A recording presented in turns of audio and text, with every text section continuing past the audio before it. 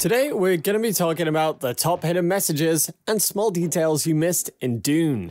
Dune is finally in theaters, and oh boy has it been a long wait. Like most huge blockbusters due for release in 2020, the Warner Brothers film has been delayed several times in the last years, thanks to the ongoing pandemic. Critically acclaimed director Denis Villeneuve is in the director's chair, bringing all his sci-fi expertise over from both Arrival and Blade Runner 2049.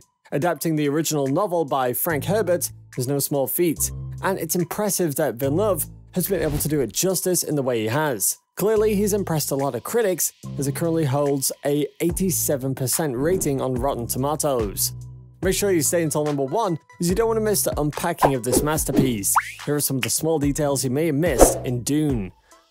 Before we go any further though, smash that like button and subscribe to our channel for more content. Let's get into it.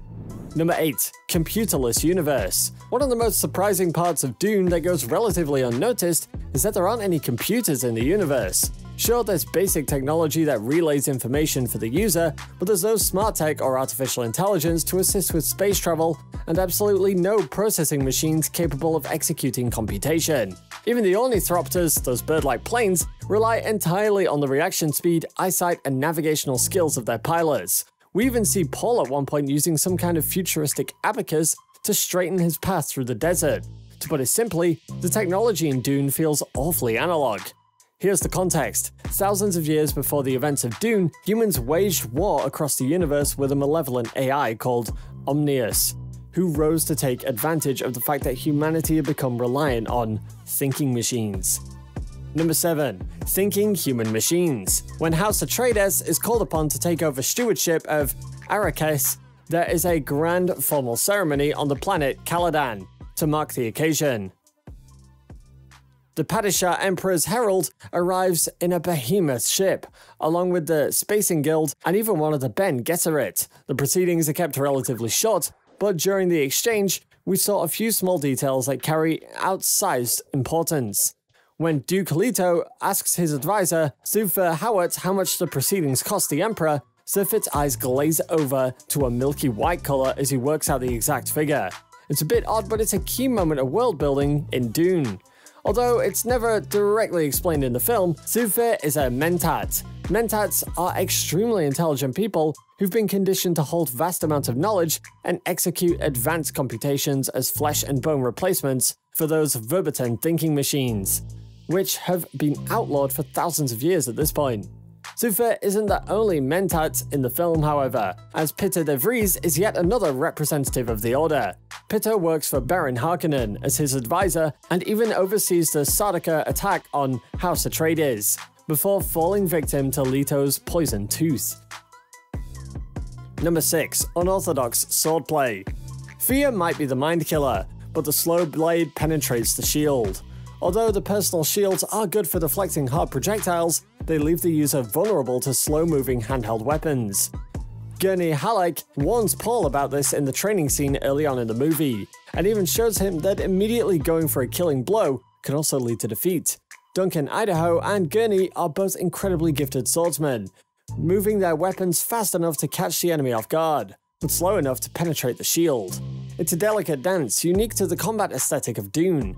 Of course, it isn't just swords and knives that can slowly break through the shield. The remotely piloted Hunter-Seeker can pierce its defenses using a tiny needle filled with lethal venom. Dr. Yue is also known for using a notable, slow-moving projectile to drill through Duke Leto's shield, paralyzing him for Baron Harkonnen.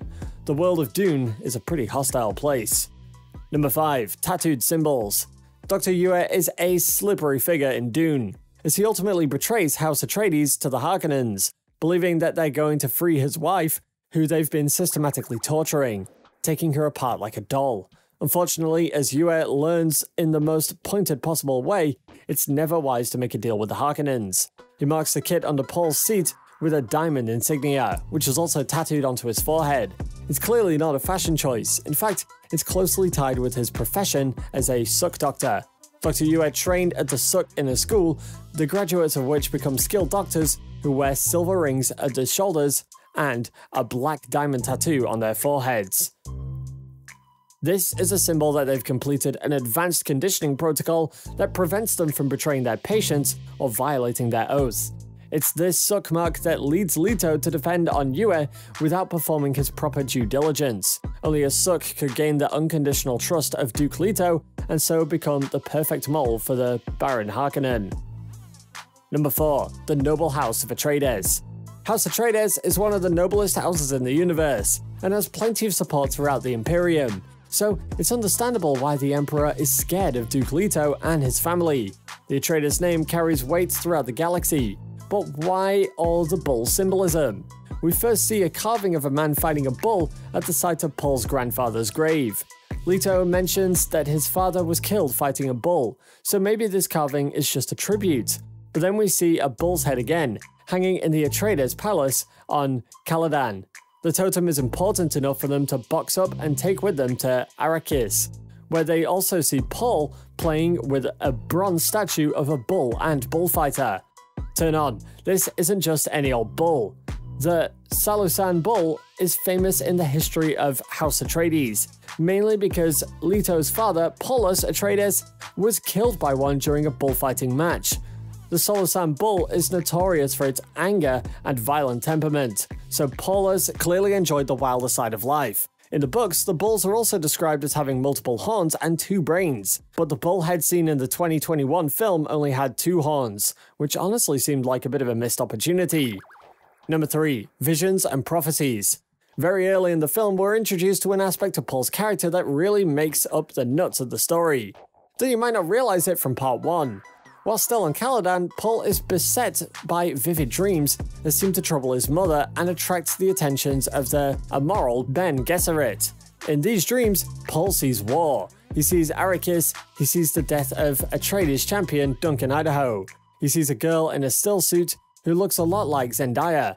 As we all know from the back half of the movie, all of these dreams come to pass, and Paul ultimately meets the Zendaya-looking Fremen girl named Chani. There's a very brief moment in the film related to these visions, and it's easy to miss. It happens when Paul runs out into the desert to rescue a crew of spice miners under threat of worm sign. Sand kicked up by the approaching worms swirls around Paul and Gurney Halleck, and in that sand we see golden motes flickering, which is a visual cue for the presence of spice. In this moment in the film, when Paul gets his first large dosage of the ambient spice that saturates the deep deserts of Arrakis. The spice awakens Paul's latent powers of prophecy, and from this point on, his prophetic dreams come true and they become waking visions. And Paul begins to recognize his mother's Ben Gesserit hand in making him some kind of freak. The spice doesn't cause Paul's power of prophecy. That's all the result of the Ben Gesserit breeding program and Jessica's decision to defy her order and bear Duke Leto as a son. But its regular application does awaken and sharpen the ability that will become the Atreides' blessing and curse for the next several millennia. Number 2. Vogues and Premonitions. In one of Paul's waking visions, you might have noticed a strange physical attribute. Inside of Timothy Chalamet's typical tawny gaze, we see Paul Atreides fighting for Arrakis, with the bright blue-on-blue eyes of the indigenous Fremen. How is this possible? As we will no doubt discover in the second half of the adaptation, the blue-on-blue look that's so en vogue in the Fremen Sietches is no genetic marker. It can happen to anyone after prolonged exposure to the spice. The spice is everywhere in the deep deserts of Arrakis. It's in the air that the Fremen breathe, in the water they drink, they cook it into their food. Aside from the obvious health benefits, it turns their irises and sclera a glowing shade of blue. When the film ends, Paul and Jessica walk off with Stilgar's Fremen to return to the Sech Tabr. Paul tells his mother that his path goes through the desert. If that path is long enough, he's going to wind up with blue eyes, just like in his vision. Number 1. The Future of Dune. After the Reverend Mother Gaius Helen Mohiam pays a visit to Paul on Caladan with a very nasty present, she makes an offhand comment to Jessica that a path has been cleared for them through Arrakis. In hindsight, this might seem like the height of sarcasm, since we know the Reverend Mother of the Ben Gesserit was simultaneously conspiring with the Harkonnens to murder Atreides. It's actually a more important line than you might think, as it provides the connective tissue between a few more strange and disparate occurrences throughout the film. a Bene Gesserit initiative known as the Missionaria Protectiva seeds primitive cultures with Bene Gesserit symbols and rituals, so that if a sister in trouble stumbles upon them, she might be able to con her way into being revered as a god, or at least some kind of messiah. It may seem like a cruel tactic, but the Fremen are about to turn this con job on the Bene Gesserit in a big way, so stay tuned for Dune Part 2. It couldn't come soon enough. That's it for today, guys. We hope you liked this video, and thank you for watching.